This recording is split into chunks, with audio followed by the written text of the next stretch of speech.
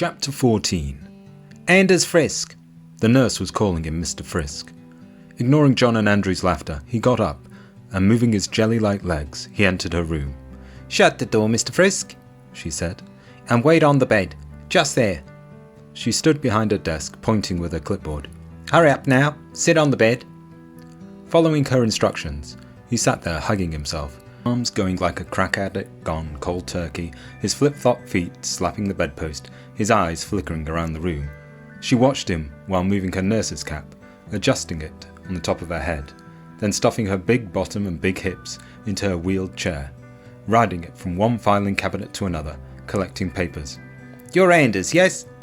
He nodded and breathed in, smelling a combination of antiseptic gels and body odour, and garlic coming from the half-eaten meal on her desk, near to which sat a banana, and in the shape of a kidney was a tray holding the syringe and needle. He felt strange sitting there, as though hot, dizzy and freezing cold all at once. He held his knees to stop them shaking. To him the room seemed to be shrinking, smaller and smaller, as though everything was intruding in on his space, taking his breath and squeezing him tightly. A man in a small box. He thought a small box filling with gas. "Stop tapping that foot, please," the nurse said, interrupting his deluded mind. She lowered her clipboard. "I've asked you to stop." Her forehead had darkened, her eyebrows drew in. He had weighed her up earlier and guessed she was old school, no nonsense, the last of the matrons. He remembered going to the doctors as a kid, remembered getting a superhero plaster on his boo-boo or a lollipop for being a brave boy, but not from this one, he thought. Maybe seeing him cry would be an achievement in her book. "I won't keep saying it. Your feet, keep them still." "Apologies, matron," Anders said, tightening his grip on his knees, trying to control his erratic body. "No need for matron, thank you," she said. "My name is Nurse Fudge." "Yes, Nurse Fudge." "You're tapping your foot again." She came close to him, her wide bill taking his space away. That squeezing feeling returned. He was sweating badly. "You're a nervous boy," she said. "Are you nervous?" He didn't answer. He stared through a window, silently seeing the darkening sky above. Even the clouds are closing in. He breathed quick, short breaths, as though having contractions. "I can't stand you sweating," he said, stuffing paper towels into his hand. "Use them. Dry yourself." He ran them over his neck and face, then relaxed his arms and lowered his shoulders. For a second, he felt okay. Then something was prodding him.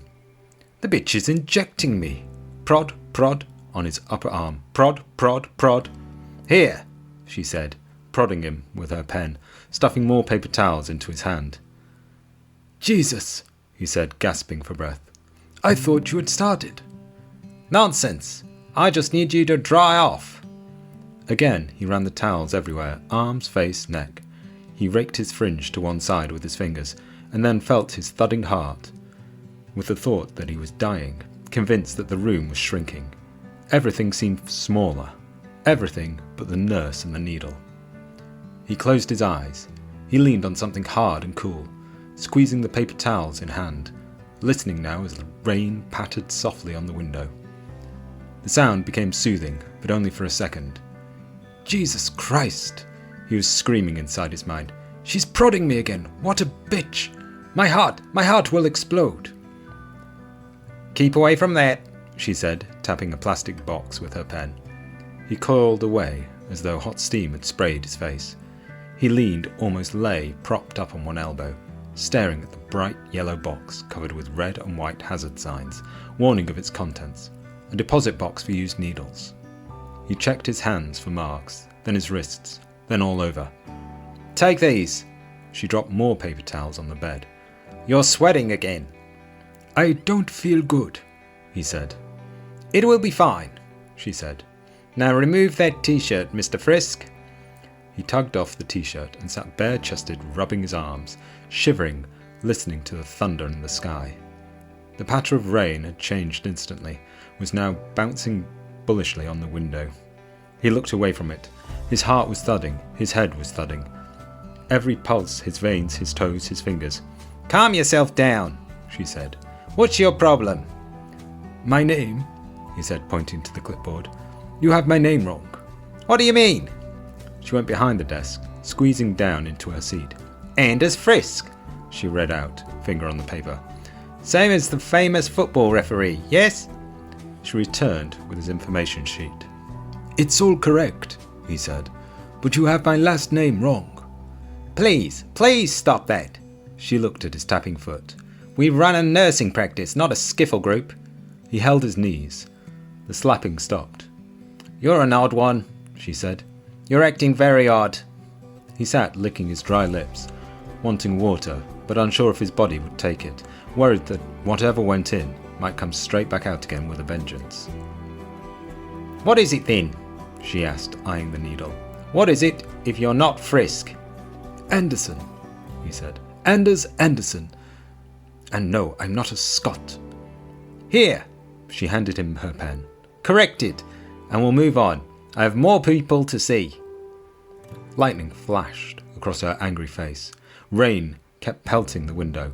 He imagined a swarm of killer wasps outside, thrusting their stings into the glass, trying to break in and inject him with Q-fever antibodies. He wanted to run, but there was no space, just needle box on one side, small window on the other, then her, the bitch, ready to jab him. Relax your arm, he heard her say. Stop tapping that foot. She moved the syringe closer to him, squeezed the plunger. Clear fluid dribbled from the needle. There was more thunder, more lightning, then the rain stopped.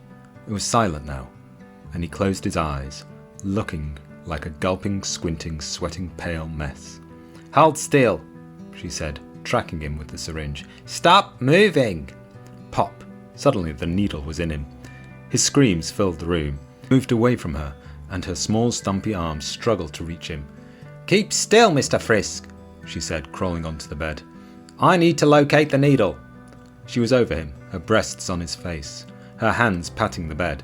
She rolled off, tottered behind her desk and made a phone call. Some assistance. Please, my room, it's Nurse Fudge.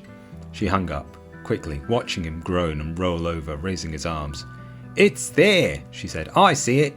She reached for it, but he moved, springing forwards, as though to grab her. Now she was screaming.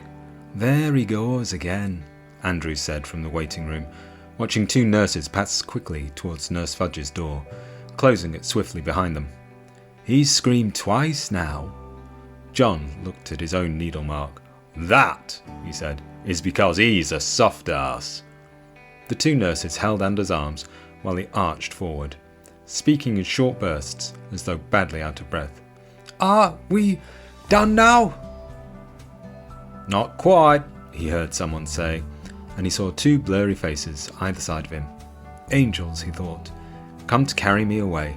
To him the room was spinning and everything in it disappeared and reappeared in blurry images, as though he were moving on a spinning roundabout.